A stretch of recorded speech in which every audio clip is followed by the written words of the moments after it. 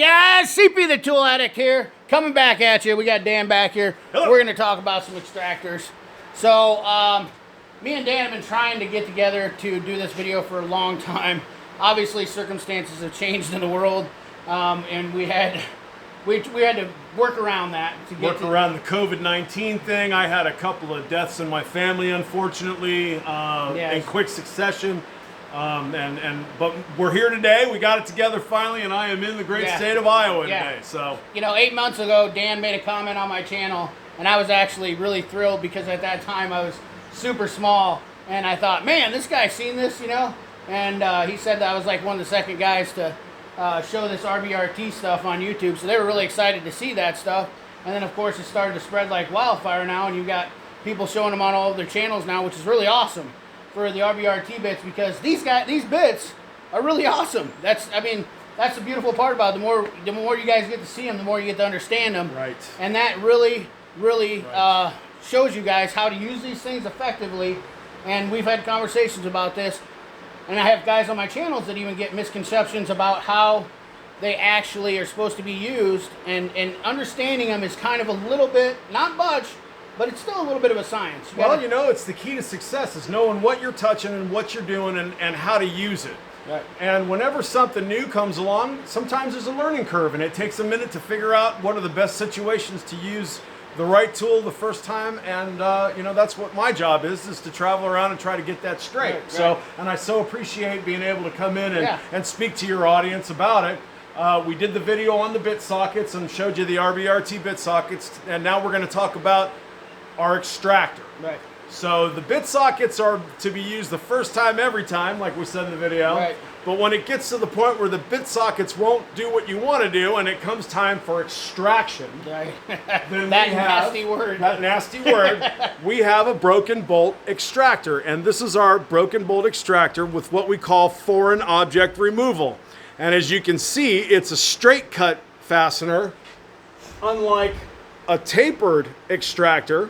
Okay, so that when you are drilling into your metal and you're banging this down in, you get bite all the way around and all the way down the length of the hole that you drill. Yes. Unlike a tapered one where you only get bite at the top leading edge. Nice. Okay. Yes. Another advantage to our extractor over a tapered extractor is that when you pound in a tapered extractor and you apply torque, the pressure gets pushed to the outside corners, fighting against the thread to try to dig it out.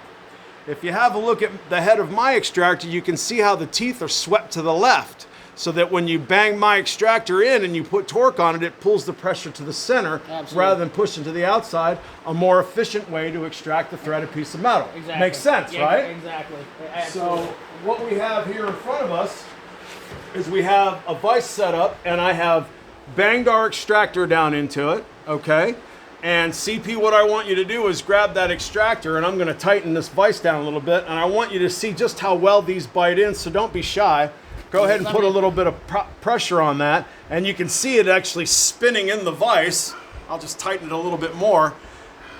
This is, extractors only have one job, and that's to bite. The better the bite, the better your chances of getting it out, right? Right, and these things are in there. They are locked down in there, and I've used these bits.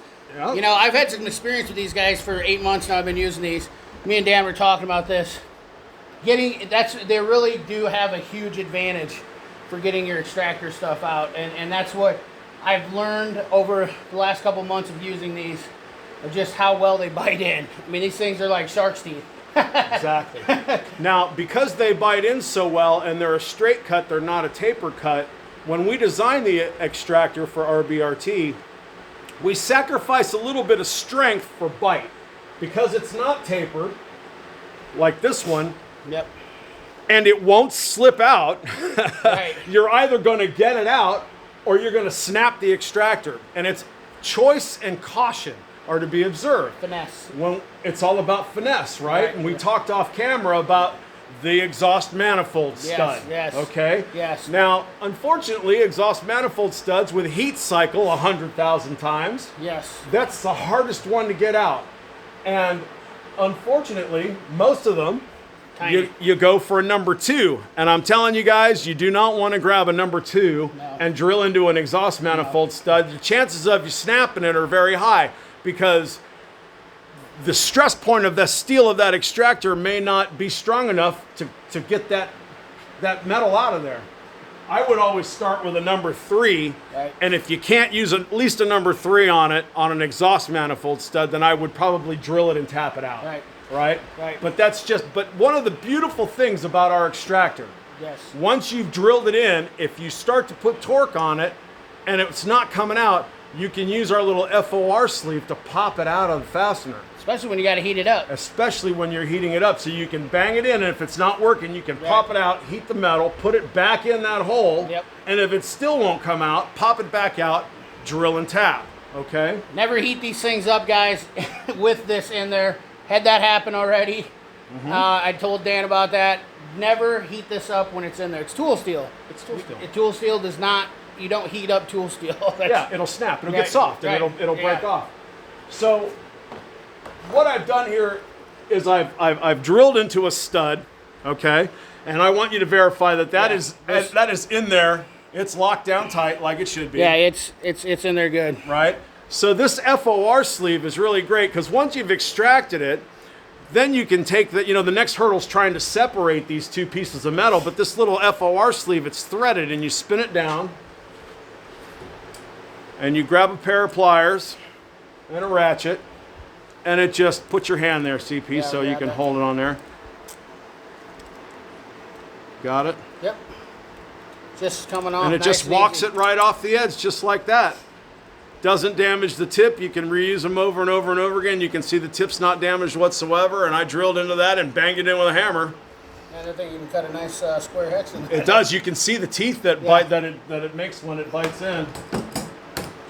So one of the other really cool, neat features of our F.O.R. sleeve is, let's say that you are out in the field or you're around the shop and you've taken out the bolt or you've taken out the cap screw more for hex, so Torx, and you're looking around and you can't find one to replace it. We've all been in that situation. Oh, yeah. One of the great things about the bite of our extractor is that you could thread that back in and tighten it down like CP showed you. Yeah. Tighten it down. Go ahead, CP. Give it a twist. Yep.